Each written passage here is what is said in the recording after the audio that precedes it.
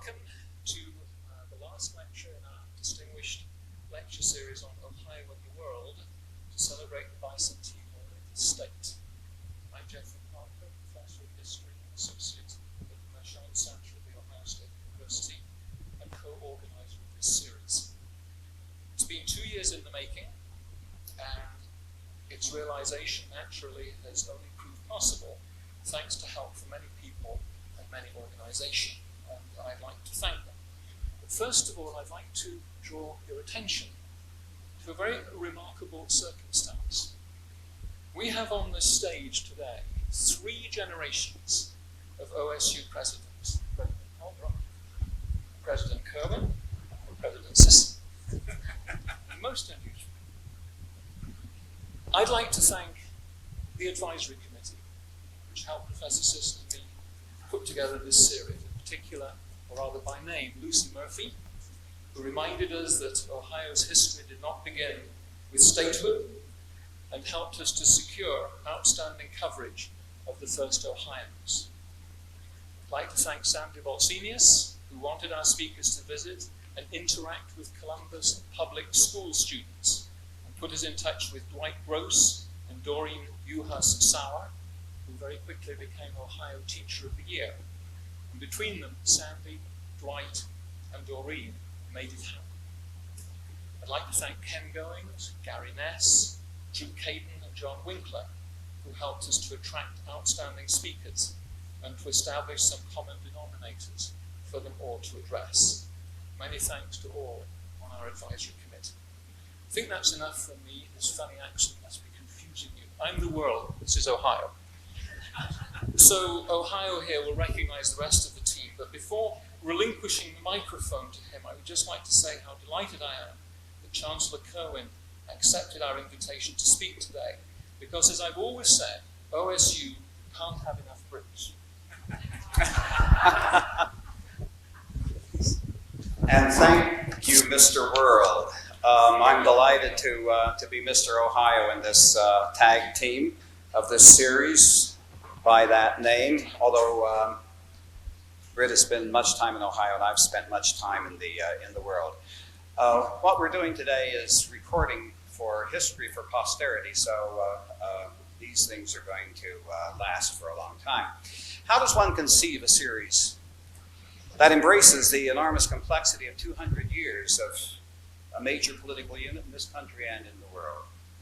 We considered a number of different ways, but we decided on taking slices of time at 50-year intervals around major issues and things.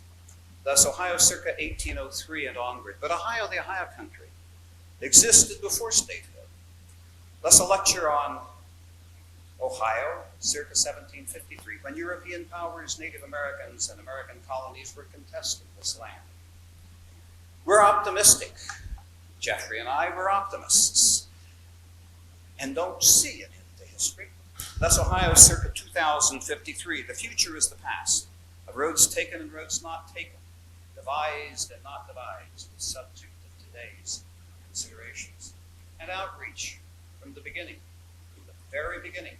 This series was conceived for public benefit, for all Ohioans from 80 to 80 and beyond, not just in Columbus and Central Ohio, but for all Ohioans at venues all around this state. Thus, lectures have been presented in Athens, in Cincinnati, in Cleveland, in Dayton, in Newark, in Toledo. And each speaker, on each slice of time, has met with students and teachers from our public schools who are studying this subject. Columbus was just one of the venues. All lectures have been videotaped, and this one is too, for broad distribution. All will be published by the Ohio State University Press in the Spatial Bicentennial Edition. Watch for it and buy it. This is a collective effort. And we would be elsewhere today were it not for the support of the following agencies. The Ohio State University took the lead in this right from the beginning. The Department of History, its chair, Ken Andrew. Political Science, its chair, Paul Beck. College of Humanities, and its dean, now executive dean, Mike Hogan. The Humanities Institute, and its director, Chris Sackman. The Mershon Center, and its director, is here today. The Office of Academic today, who is the new president of another OSU, Oregon State University, President Kirwan, who has been so supportive of this venture from the commencement of her tenure as president. A substantial award from the Ohio Bicentennial Commission gave us the dollars and also the confidence to see this through. The Ohio Humanities Council and its executive director, Gail Peterson, extended support that made the full series possible as an organizing partner right from the beginning. Gail is here today. The Columbus Dispatch graciously extended support for the inaugural lecture of this series. Elizabeth Thomas has been so helpful to us to get your word out. Russ Boyle, a doctoral student, has provided enormous support to us, as has Elizabeth Lance, the executive assistant at the Humanities Institute. We thank you all for being here today. We thank those of you who have yet to see this lecture, those of you in the future who will be looking at this lecture and listening to what we say here today and what we think here today. I have the pleasure now of introducing our distinguished colleague, Professor Ken Andrian, Chair of the Department of History at The Ohio State University, an outstanding scholar and teacher of Latin American history, and engaged supporter of this series right from the start. Professor Ant.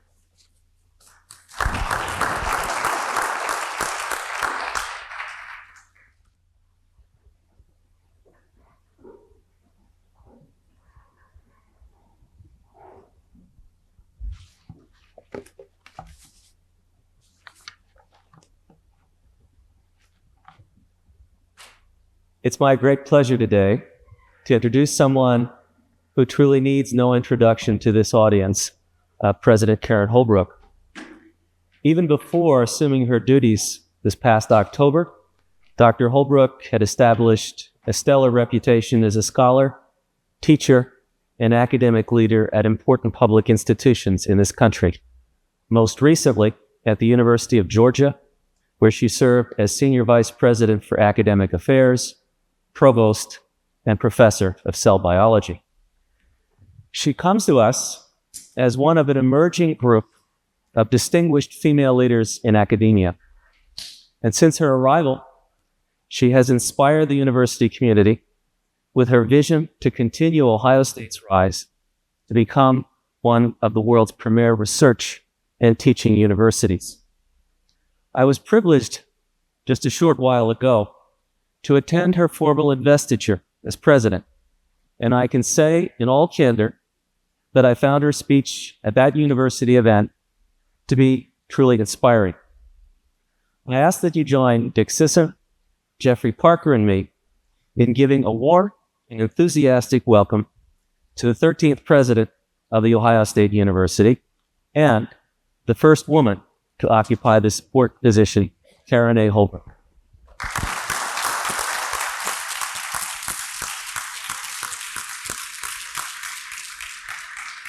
Thank you very much. I am very pleased to join my esteemed colleagues in welcoming all of our faculty, students, and staff, and all of our other guests to this final Ohio Bicentennial Lecture.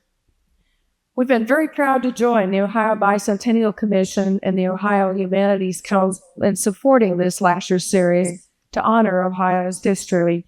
And I want to thank Professors Sisson and Professor Jeffrey Parker for their leadership in organizing this series, which has brought great scholars to Columbus and to other sites across the state, as was mentioned by Dr. Sisson, to give a deeper understanding of Ohio's history and its place in the world.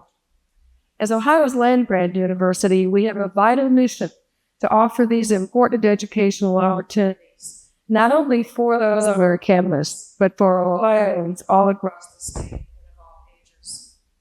The first set of lectures have presented an overview of Ohio's continuing development up to the present time. Today's lecture will take us into the future. And to do that, we are very fortunate to have with us a scholar and a leader who in only 4 years at Ohio State made a very significant impact for the course of this university and this state that will last for years and years to come. While serving as president of the Ohio State University, Dr. Britt Kirwan worked tirelessly to promote the academic excellence, to attract the finest students, faculty, and staff, and to make bold investments in many key academic programs. He embraced the fundamental importance of diversity on this campus.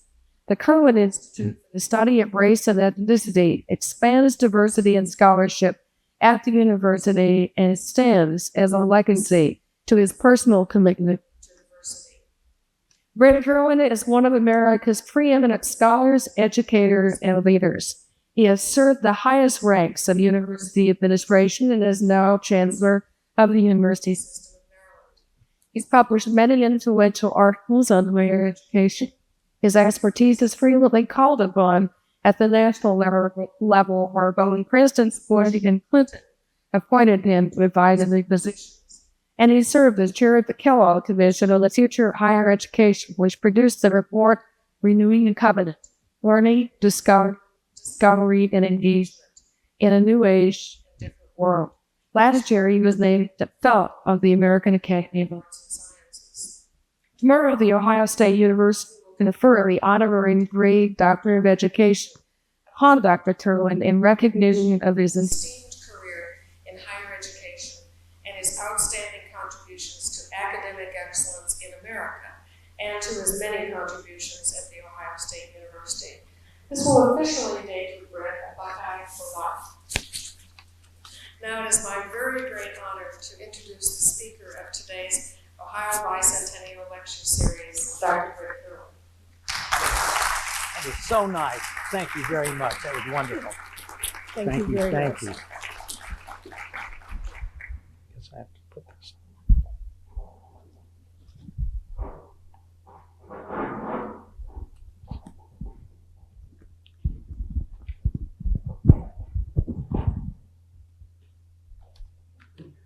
Karen, thank you very, very much for that wonderful, wonderful introduction. There are many things I admire about Karen's leadership capabilities, not the least of which is the fact that I have been a president or a chancellor for 15 years. And in all that time, my football team never won a national championship. Karen, on the other hand, accomplished this feat in 3 months after becoming a president. I also want to thank all of you for being here this afternoon. I cannot adequately express how delighted and grateful I am to return once more to the Ohio State University. And finally, I want to thank Chris Perry, who is here today, for his very valuable assistance and support in preparing these remarks. Perhaps you all recall that wonderful line from Groucho Marx, who once informed his audience that, "Before I speak, I have something important to say." While I hope that my remarks this afternoon have at least some importance, I must first do something even more important, which is to thank Jeffrey Parker and Richard Sisson for assembling this exciting and meaningful lecture series in honor of Ohio's bicentennial. Will you please join me in an expression of gratitude to the two of them?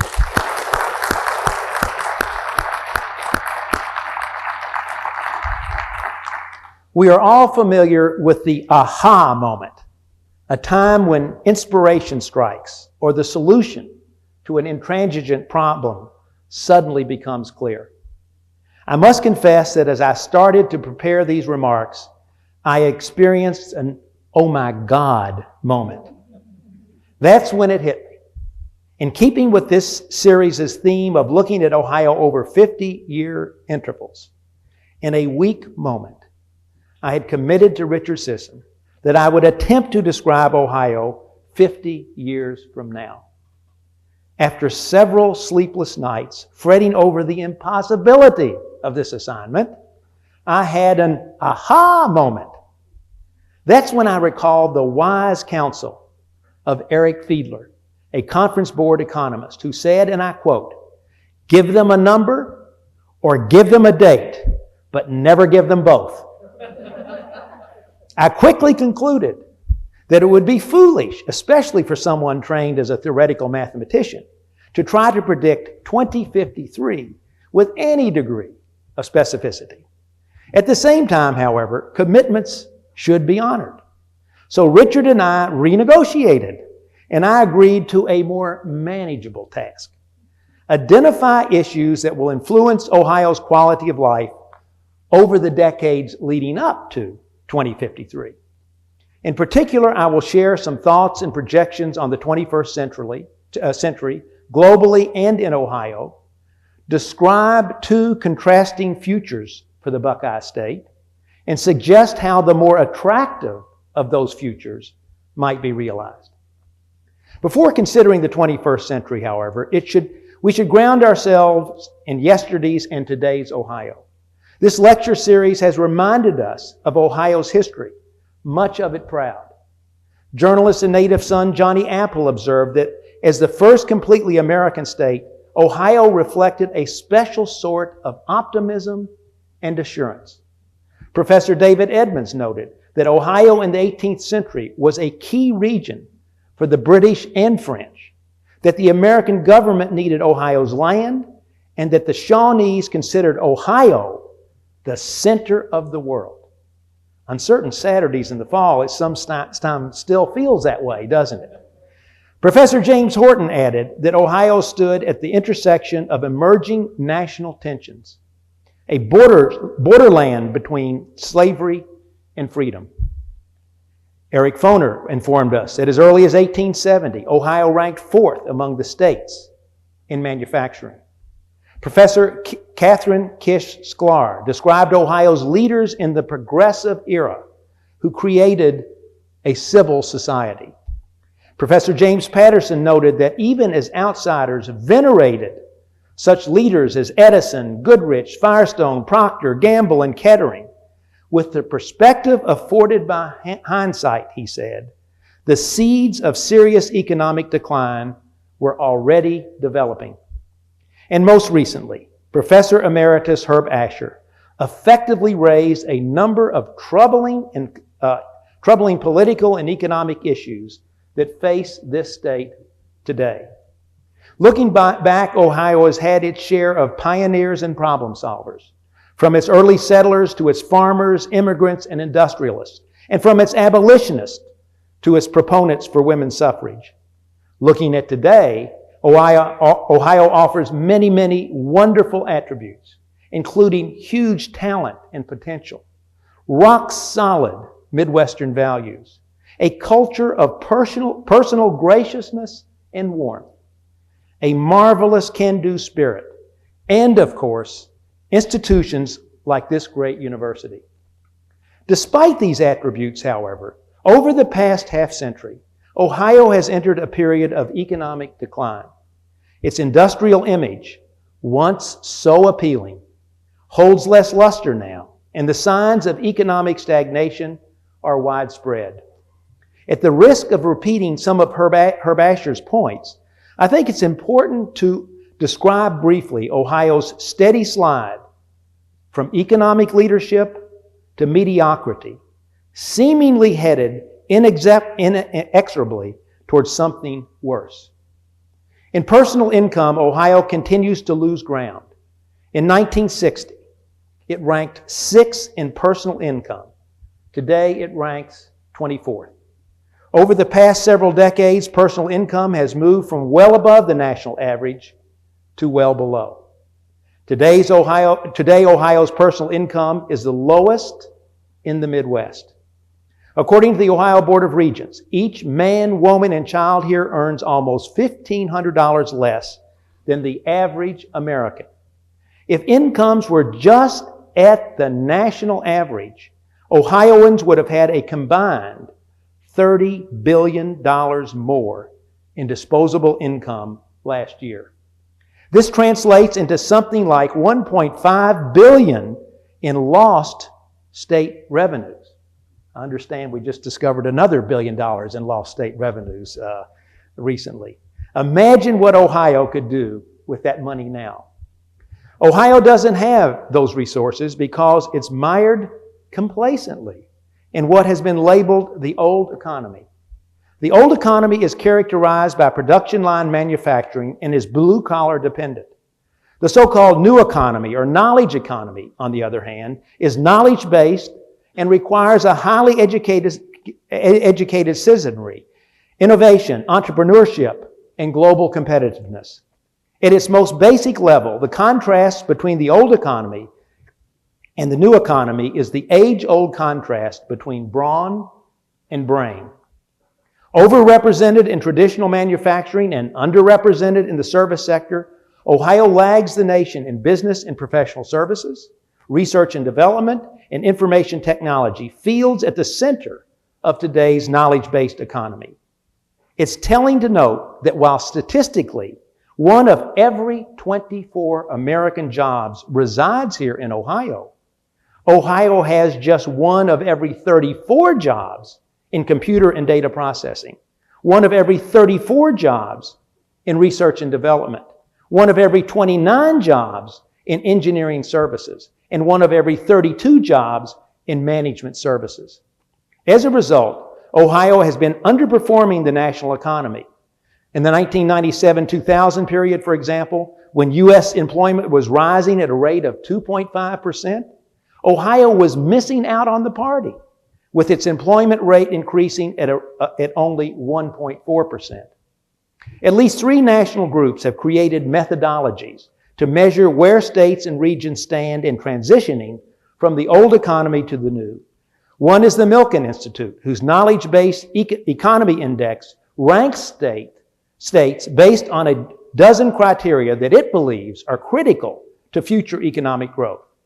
Massachusetts ranks number 1 in the latest Milken Index because of its vast research capabilities, its highly educated population, and its many venture capital investments.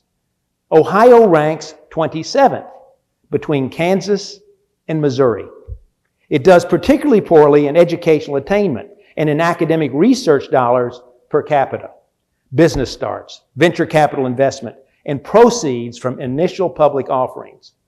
In the Forbes Milken ranking of the best places to do business and advance a career, California takes 10 of the top 25 spots. In Ohio, Columbus ranks 66, Akron 154, Cleveland 172, Dayton 173, and Toledo 174. A second index published by the Progressive Policy Institute reaches essentially the same conclusion, ranking Ohio 30th overall with an aggregate economic dynamism score of 44th. Most recently, in April of this year, the U.S. Office of Technology Policy issued its 3rd annual State Policy and Technology Indicators Report. Here again, Ohio's showing was lackluster at best. No one of these indices means all that much. Taken together, however, they are indicators of future success in a knowledge-driven economy and a high-technology world. Ohio's relative rankings in these indicators should be a cause for concern, if not alarm. Why is Ohio's personal income on the decline with a subsequent loss of tax revenues? Why does it fare so poorly on indices constructed to predict future growth? A major reason, perhaps the major reason, is that this state we love is undereducated relative to the nation as a whole and compared with competing states. That's important because more than ever before, education is the key to economic growth, both for individuals and society, and to a high quality of life. A Census Bureau study found almost $1 million lifetime earning gap between those with high school and bachelor's degrees. The gap for people with advanced degrees is even much higher. It is self-evident, but it bears repeating. In the knowledge age, education is the key to personal prosperity and to a vibrant state economy. Given the importance of higher education in today and tomorrow's world, here comes the bad news.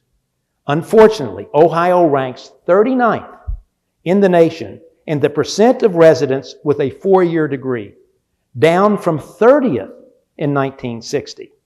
The problem becomes graphically explicit in a chart developed by the staff of the Board of Regents, which compares the relative decline in education embodied by the percentage of Ohio residents with at least a bachelor's degree with the decline in per capita income. For years, these two lines have been declining in close parallel.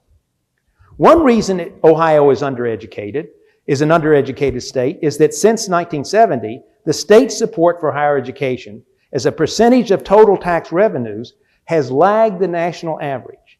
Based on information from the National Information Center for Higher Education Policymaking and Analysis, Ohio's fiscal year 2002 appropriation of state tax funds for higher education per $1,000 of personal income ranks 38th in the nation and is the lowest in the Midwest, lower even and by a substantial margin than its neighbor to the south, Kentucky. And finally, Ohio ranks 36 in per capita R&D expenditures at doctoral granting institutions. Where Ohio only average in this regard, it would have an additional $300 million per year to spend on research. The Columbus Dispatch put it well in a May 2001 editorial. In the 19th and 20th century, the editors wrote, Ohio made itself a leader among the states by investing in canals, railroads, and factories, the infrastructure that was on the cutting edge of the industrial economy of the day. But Ohio has been coasting on its success. In the coming years, knowledge will be the infrastructure upon which modern economies are built. The same editorial also opined that a strategy of starving higher education, and I quote, will save a nickel now at the cost of not earning a dollar later, end of quote. One must reluctantly conclude that despite some notable exceptions, Ohio's economy is stuck in the past, while the world is changing and changing fast. That's where Ohio stands as it tiptoes almost reluctantly into the 21st century, a century which is certain to be marked by even more rapidly accelerating change than we have seen to date. In thinking about Ohio's future, another important consideration is demographic trends. These will affect the future workforce in important ways. For example, by 2050, almost all of the world's population growth, 95%, will take place in developing countries. We also expect a decline in global fertility, with growth rates heading toward unsustainability in the developed world, including the United States. As a result, significant immigration will be essential to prevent a sharp drop in the U.S. labor force after 2025. And with most domestic growth coming from the minority population, which has increased over the past century from 1 in 8 Americans to 1 in 4 Americans today. By 2053, minorities will constitute 1 in 2 Americans. In the coming decades, we will need the participation and productivity of every potential worker. A major challenge facing Ohio and the nation is that most minority groups are not presently graduating from college at anywhere near the rate of their white counterparts, and are even further behind in the receipt of degrees in many of the high-demand areas, such as business and management, the health professions, biological and life sciences, computer sciences, and engineering. This is perhaps the major challenge our nation faces in building a workforce for the knowledge economy of the 21st century. What trends can we expect from the economy during the first half of the 21st century? Futurists tell us that genomics and biotechnology will become a dominant factor, both in raising our quality of life and increasing our economic growth. We stand at a dawn of a new age, approximately where the atomic age was a century ago. But rather than atoms, we are now dealing with cells and molecules. Already, something like 140 biotechnology-based medicines and vaccines are on the market, along with many genetic tests. Another 350 are in clinical trials. The mapping of the human genome has been completed, and the prospects for this revolution are awe-inspiring. Bone marrow cells could become brain or heart cells and regenerate damaged organs. Genetically coded pharmaceuticals will course the body and affect only targeted organs, permitting more effective dosage and greater safety. The worldwide adoption of genetically modified crops could decrease the use of pesticides, increase global income by hundreds of billions of dollars, and feed the undernourished in developing countries. As it improves human health and longevity and makes agriculture more productive, the biosciences will be ever more dependent upon information technology, which some say has had an impact on society that rivals the Industrial Revolution. The need for ever greater computing power may in the future be met not by silicon chips, but by optics, lasers, molecules, or even DNA. Exciting new fields are exploding on the scene with dazzling potential to transform our lives and drive our economy. From bioinformatics to nanotechnology, from photonics to micromaterials, and from robotics to pharmacogenomics, we are at the dawn of a revolutionary era, one in which futurist Wolfgang Gruelke envisions a world without poverty, without disease, without hunger. Whether we actually reach that utopian state, no one can say. But whatever the future holds, we can be certain that tomorrow's world will place an ever greater premium on knowledge, technology, and connectivity. Given that Ohio faces a twofold challenge. It needs to transform its economy and develop sectors that will provide more substantial growth, while at the same time creating the highly educated citizenry required for success in the knowledge age. There is an important point I want to emphasize. The knowledge economy needs lots of talented engineers and scientists. It is a necessary condition for success. But that alone is not sufficient. Success in the knowledge age also requires a highly educated citizenry, trained in the arts and humanities, the social sciences, and the professions as well. In the knowledge age, society will need a citizenry capable of making informed decisions on complex public policy issues. It will need sophisticated professional services in an era of globalization. It will need innovative teachers to sustain a competitive K-12 system of education. It will need architects and planners to develop modern, attractive communities. And it will need artists and humanists to sustain the artistic and cultural traditions so vital to a high quality of life. Nobel laureate Gary Becker of the University of Chicago captured this thought well. For success in the knowledge age, he said, human capital is by far the most important form of capital. How will Ohio acquire this all-important human capital? In part, it will come from Ohio residents, growing up, getting educated in Ohio, and staying here. But are there enough such people to grow a vibrant, knowledge-based economy? Sadly, there are not.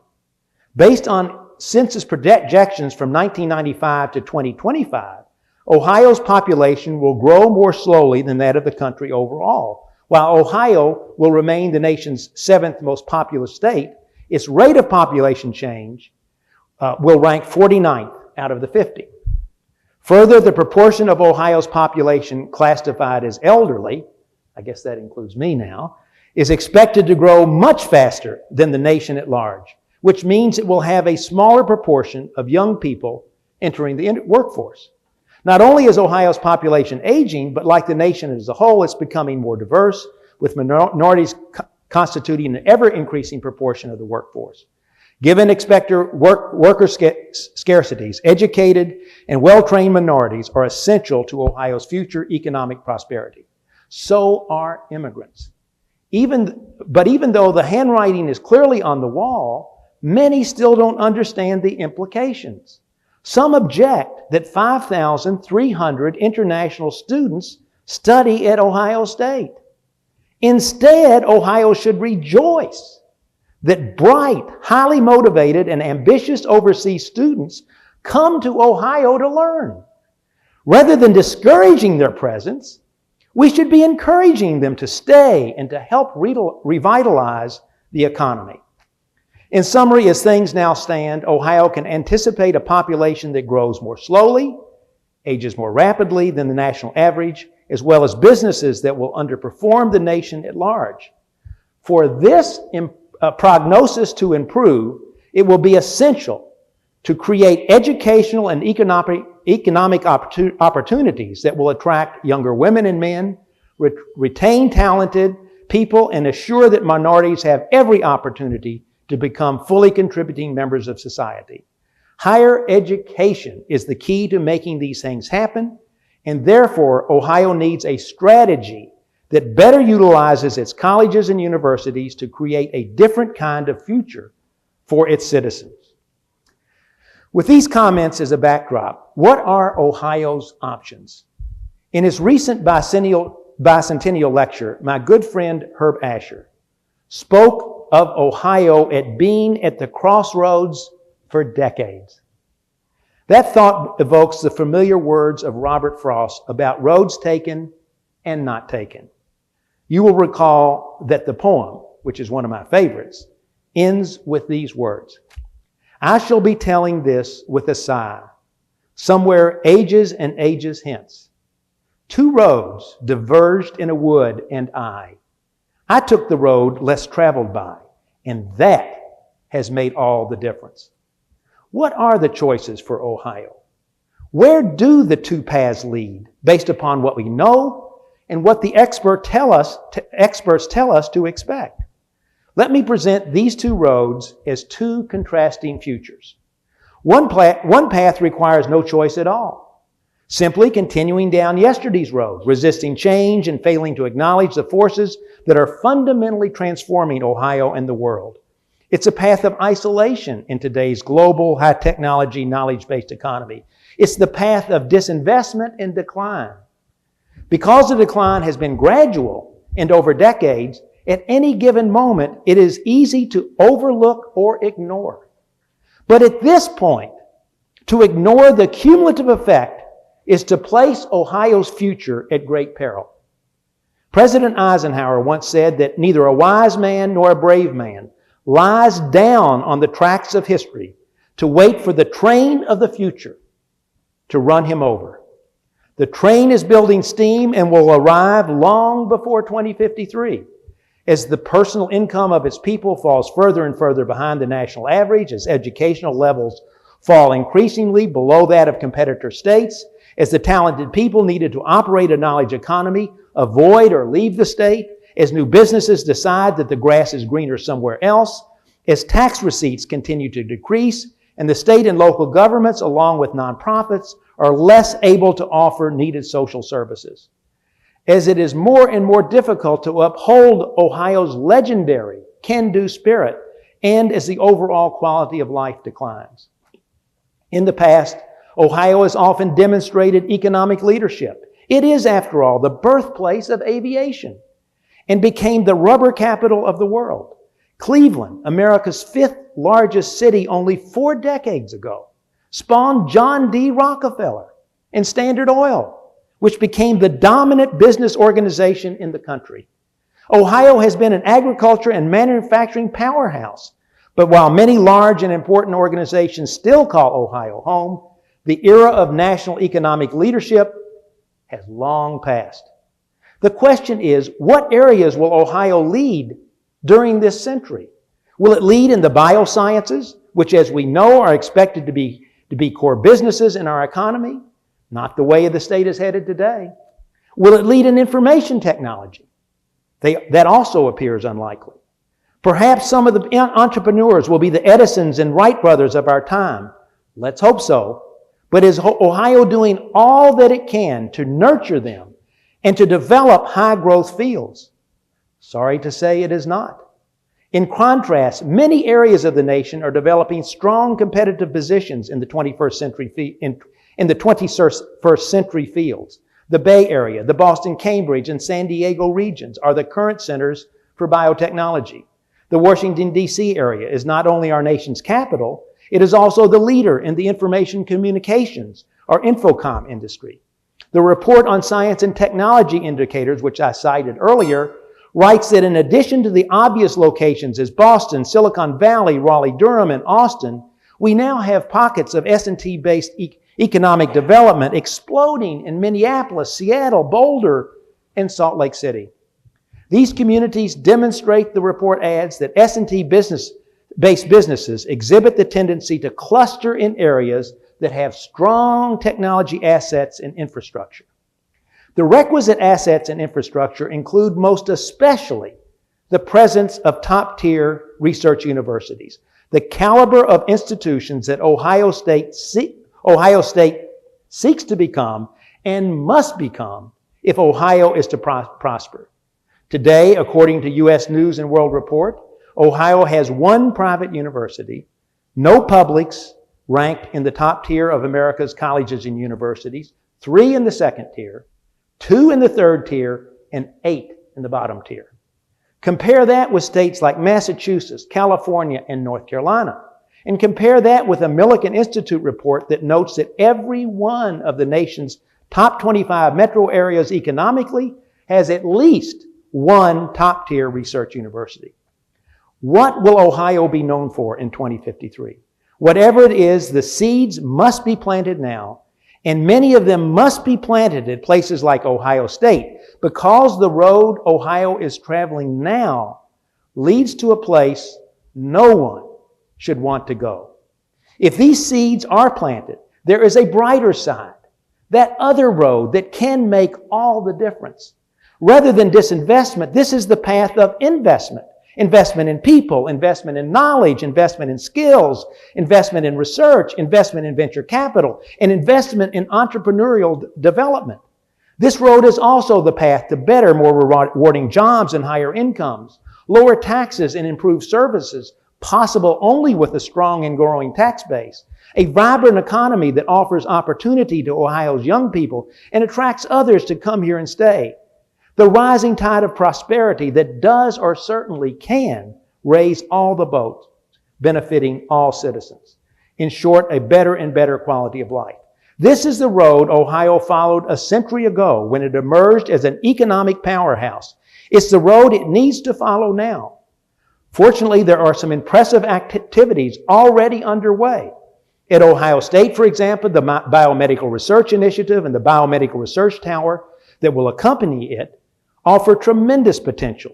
So does the Biomedical Biosciences Institute, funded with $10 million from the National Science Foundation. Yet another very encouraging sign is that the total of extramural research awards won by Ohio State faculty has almost doubled over the past 5 years, and SciTech, Ohio State's research park, becomes more successful and effective with each passing year. The recent announcement that the first Wright Center will be housed here and that new funding is being provided to create the world's most sophisticated medical scanner, though modest investments in relation to the need, are steps in the right direction. In the same vein, promising work and similar investments are underway at the University of Cincinnati, Case Western University, and elsewhere. But what is now being done could prove to be too little too late. These are incremental investments. And incrementalism will not correct years of benign neglect. Ohio is on a trajectory of economic decline. Incrementalism may slow the rate of the decline, but it will not reposition Ohio on a new trajectory to economic prosperity. Ohio needs a bold new plan that enjoys widespread support from state political, business, and academic leaders, with the public and private commitment to the kind of investments that can produce systemic change. Armed with a broadly supported and amply funded plan, Ohio can make great progress over just a decade or two. Evidence of that possibility includes not only what Ohio has done in years gone by, that can-do spirit, if you will, but also by what others have done in similar circumstances. Let me briefly cite 2 examples. Austin, Texas was a quiet state capital and college town once known primarily for football and country music. But as oil prices and the Texas economy declined in the early 1980s, Austin determined to reinvent itself. With vision and focus and a working partnership involving the governor, the Austin Chamber of Commerce, and the University of Texas, motivated civic leaders set out to create a new paradigm for the Austin region. The state created 32 endowed chair professorships in engineering, the sciences, and other areas deemed necessary for economic success in the new economy. The state also invested in teaching positions, fellowships, and equipment to create programs of excellence on an international scale.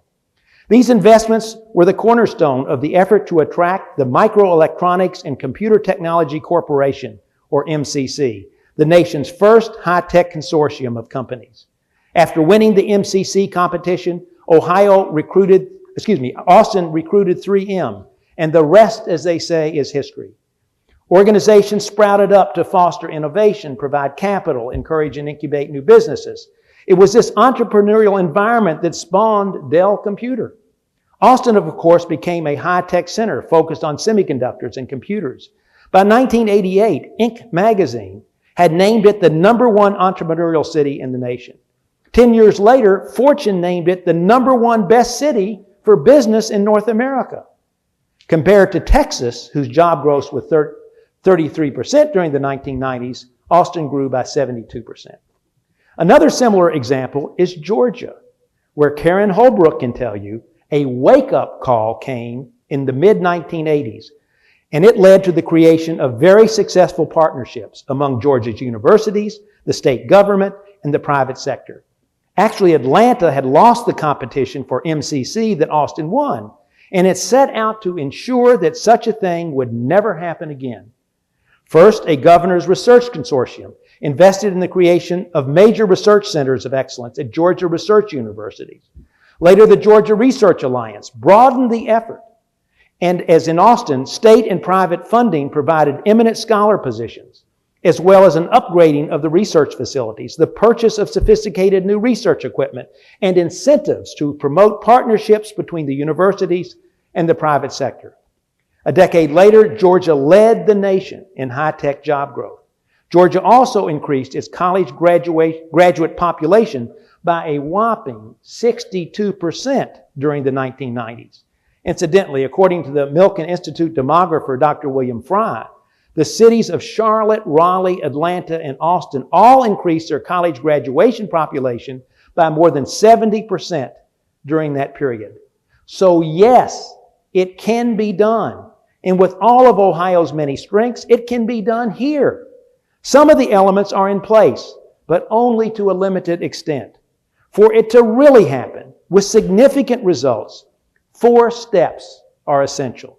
They parallel the steps that made the difference in Austin and Georgia. The first essential step is the development of a much greater sense of urgency among the state's business and political leaders. It is not clear that Ohio leaders yet recognize how far the state has declined economically and how much is required to turn the ship around. Real progress, systemic change will not occur without a new mindset, one in which change is seen as a necessity, not an option. This will take leadership, for as Albert Einstein said, leaders are the bridges that connect people to the future. Recently, I came across an Ohio State study conducted in 1981, which began with the observation that American industry is very rapidly losing its heavy industrial base. It went on to say that if America is to live and prosper, it must move with speed and intelligence into higher technology industry and hold leadership in this field. What is true for the nation, the document continued, is emphatically true for Columbus and the state of Ohio. That was 1981, 22 years after the creation of Research Triangle Park in North Carolina. And here we are today, 22 years after that paper was written. Had that analysis formed the basis for Ohio public policy over the past 22 years, the state's future would be much brighter today. But what's done is done. What matters is what happens next. There are many ways to create this greater sense of urgency.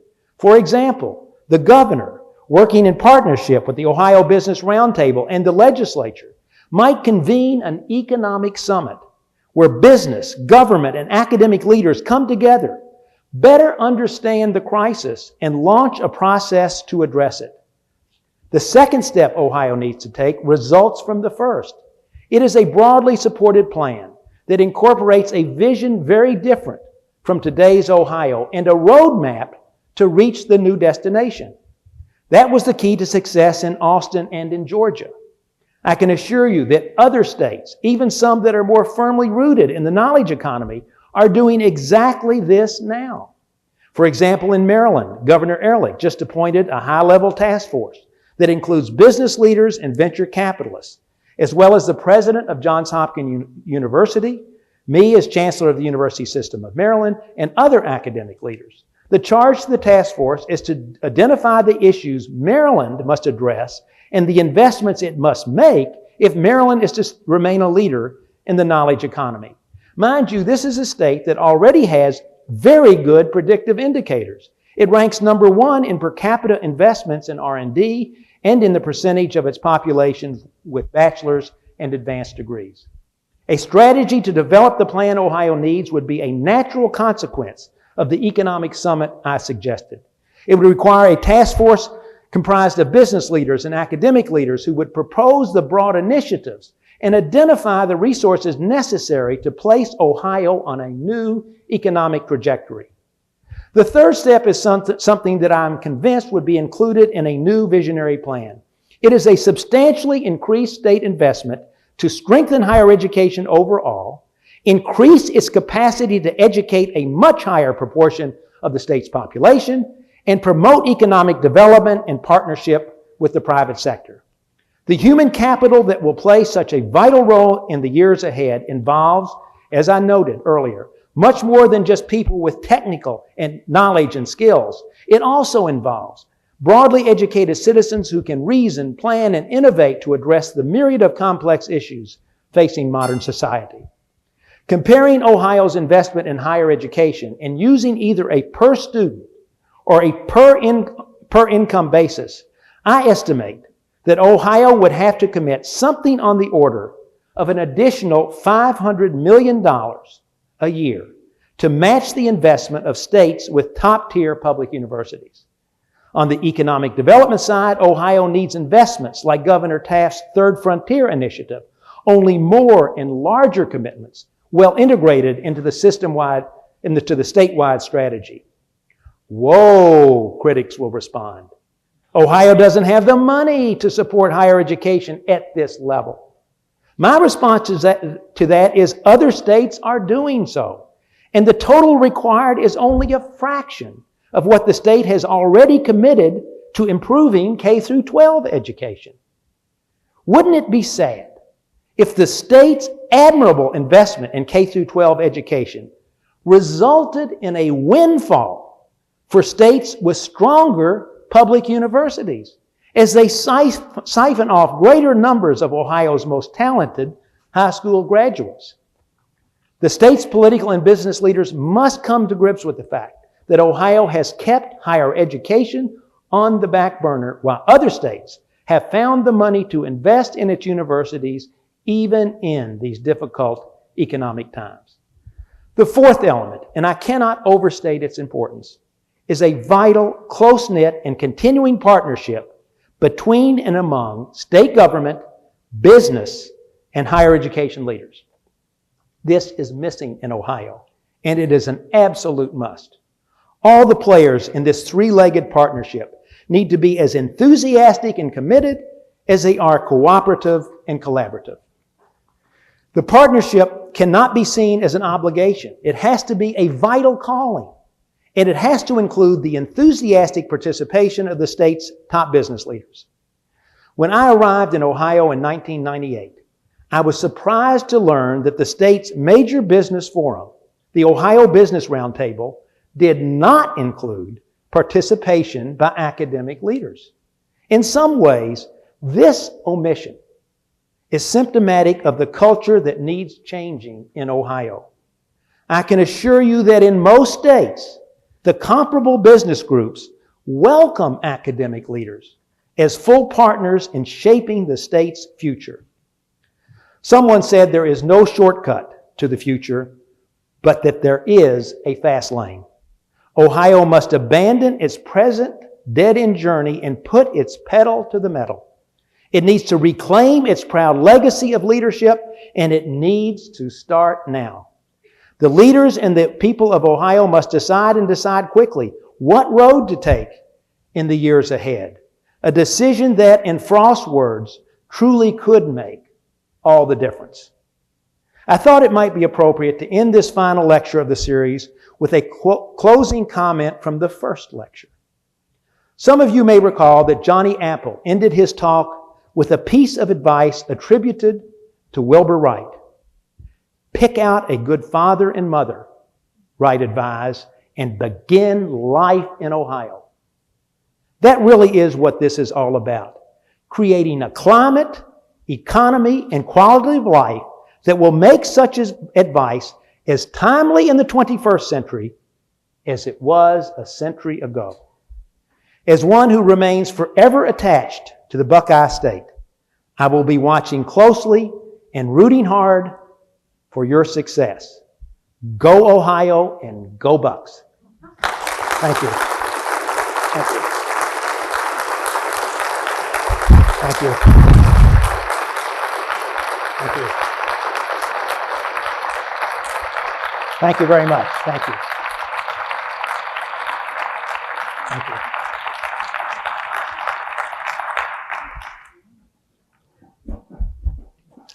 I think Chancellor Kirwan will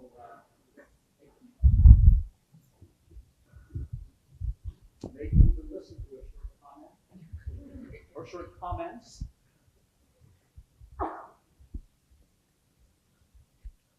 Yes. In contrast to the very bleak picture that you painted of the state of Ohio, could you comment on the greater metropolitan area of Columbus, what's happened here, and what you see happening in the 25 years? Yeah. Repeat the question. Perhaps I could, because I got the, yeah. The question was, in contrast to Ohio in general, what could one say about the city of Columbus? And I certainly feel here there is a more optimistic prospect. First of all, the presidents of Ohio State, right here in this region, the tremendous research that's going on here, the fact that Columbus was never sort of captured by the production line manufacturing economy, that has grown up really as a service-oriented economy, retail and service-oriented, I guess one would say. So I think that Columbus is really Ohio's best opportunity to sort of create a bridgehead to a stronger state economy, because all of the basic elements are here to make it a success. I think one of the issues Ohio will face is, and I think Herb spoke to this very, very well in his lecture, is the regionalism that exists in Ohio, and the fact that investments tend to have to be spread across the state. I think that sort of a really analytical and hard-nosed growth plan would make some targeted investments in Ohio State, in the Columbus region. And with the understanding that, there'll be other investments down the road in other places as the time is right. But I think your question is well put, and I certainly agree that Columbus would be the leading candidate as a place to start, and in fact, in many ways, is leading Ohio today. I think I saw another. Yes. Mr. Pauling, I think, had his hand up. Oh, excuse me. Yeah. Okay. One of the research parts you mentioned, some of the successful ones that are occurring right now are really geologically beautiful places in the country, and so kind of flashes the coast, nice weather. How much of that do you think plays a part of Ohio? Well, I think that is certainly an advantage, the attractive location. But have you been to Raleigh-Durham? It's not sort of a mecca of beaches and mountains. It's very flat. It's hundreds of miles to the coast. And of course, the Research Triangle there is one of the great economic engines of that state. And I would say that Austin, Texas is, although an attractive community, is even hotter than Columbus in the summer, and is not is once again not the sort of in the mountains or on the coast. So I think location is definitely an advantage, but it is certainly not an impediment to progress if the will is there to make the change and the commitment of resources. Yes.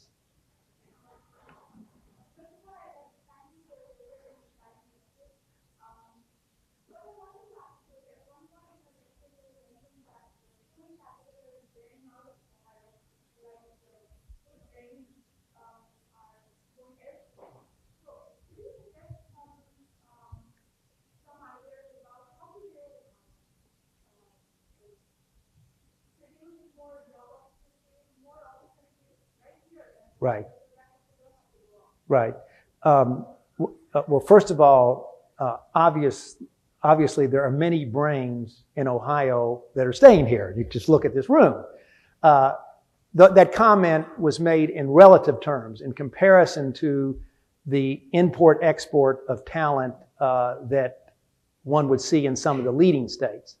But I think there are a couple of things that can be done. First of all, and very importantly, is building a system of great academic institutions. Young people getting out of high school across the country should see Ohio as a destination to get their college degree. Now that has an amazing consequence after they graduate. If one looks at statistical data, the odds are very high that a college graduate will take their first job within 100 miles of where they graduate. So I think a key is having universities that will be a magnet for talented students, not only across the country, but from around the world. And certainly that has been one of the key ingredients in the success of the Massachusetts area, for example. In the California area, I mean the University of California institutions in Stanford. And so I think that's one thing that can be done. The other is, there's kind of a bootstrap process here. While the universities are getting better, the state and its business leaders have to begin recruiting and attracting new industry in high growth economic areas. There are states that have put together incredible economic incentive packages to attract look what happened in Austin. I mean, one of the keys to their success was attracting MCC. Without pointing the finger at anyone, I mean, one of the things that amazed me when I got here, not long after I got here, Ashland Oil was looking to move its headquarters. And it was considering 3 cities, staying in Ashland, moving to Covington, coming to Columbus. To be honest with you, I kept waiting for the phone to ring to find out where I was supposed to go and who I was supposed to talk to at Ashland Oil to get them to come here. The phone never rang. Now, I have to say this, in Maryland, if there's an opportunity to recruit a company, there is a team put together from the Economic Development Office of the state, business leaders, academic leaders, entrepreneurs. And so there is an opportunity to create the kind of job growth we'd like to see, but the state is going to have to be very aggressive and very committed to going out and making that recruitment. So, it's those kinds of things that I think, and, it isn't going to change overnight, and obviously, in this economic environment, maybe the full investment can't be made now, but it can begin now with a commitment to continuing it until the job is done. Susan.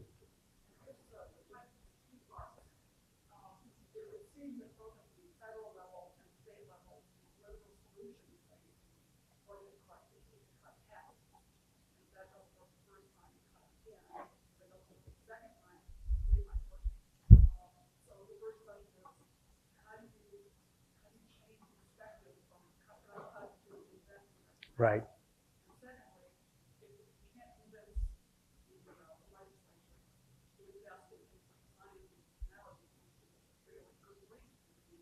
Right.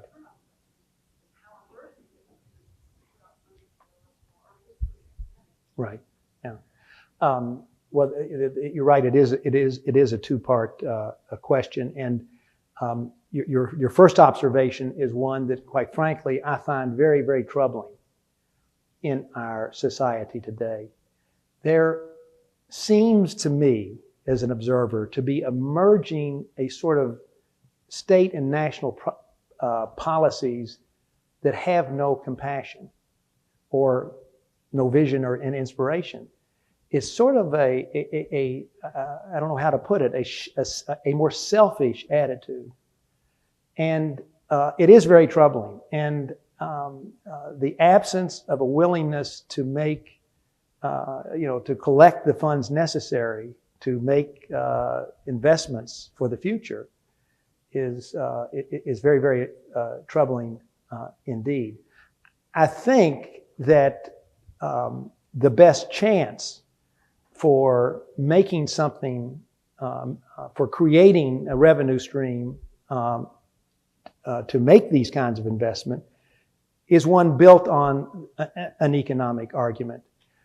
I honestly believe, and perhaps I'm naive, that if you could get the state's leaders, the business leaders, the elected officials, academic leaders into a room like this, and having a conversation, a credible conversation about where Ohio is and what the trend lines say is going to happen, there needs to be a wake-up call.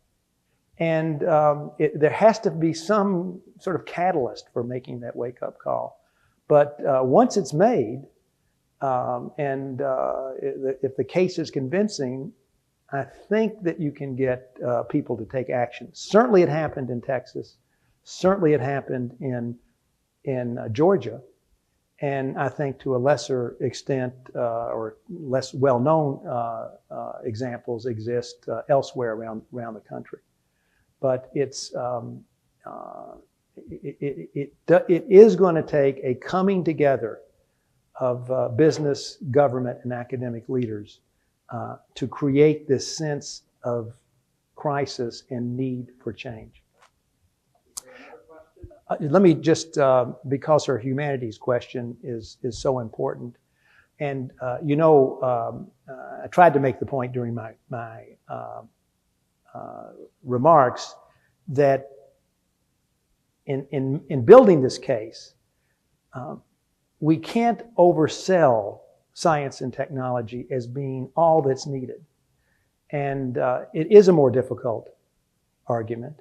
And it may well be that the leading edge of the investment will have to be in science and technology. But I think most people would agree that the University of Texas, which was pretty indistinguished back in the 1970s, it built a powerhouse programs in engineering and sciences, but I would say that most people would feel that that whole institution has been elevated pretty much across the board.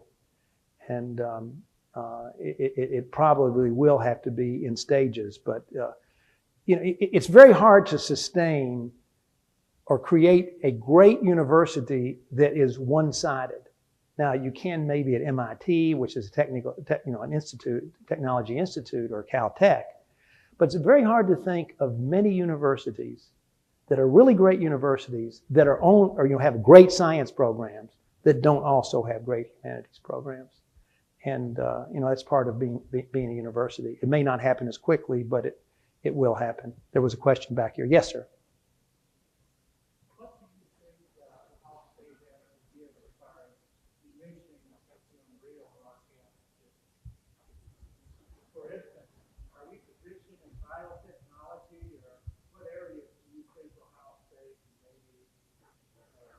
Right. Right. Right. Exactly. Well, that's a very good question, and I almost feel embarrassed responding to that question with Karen sitting here because this is her field. Your question embraces her field, but as someone who has studied this dynamic between research and economic growth, I certainly would pick the biosciences as a prime candidate for Ohio. You can almost see a spine running through the state of Ohio, starting at Case Western, which is quite a fine university, and there's a really building there a community spirit about economic growth and economic development. A fine medical school. You've got Ohio State with its large medical complex and one that's becoming better and better with each passing year, and this whole biosciences tower. And in Cincinnati, which also has a fine medical school. I mean, the synergy that could be created along this spine with the right kinds of investments, not just in building the great academic programs, but also in the investments in building, creating funds for investments in startup companies and venture capital and partnerships with the private sector. So I wouldn't say that's the only thing Ohio should do, but it would be an awfully attractive place to start, especially given the dominance of the biosciences in the coming century, in this century. There's one right. Yes. How can I get a copy of a transcript of this and send to my state senator? Well, I'm going to obviously make copies of this available, and I'm sure if you leave your name with someone, they can get it. Is that right? Yeah. It'll be on the website of the Ohio State University and the licensing website. Mr. Chancellor, thank you. Thank you. Thank all of you for being here today. Okay, thank you.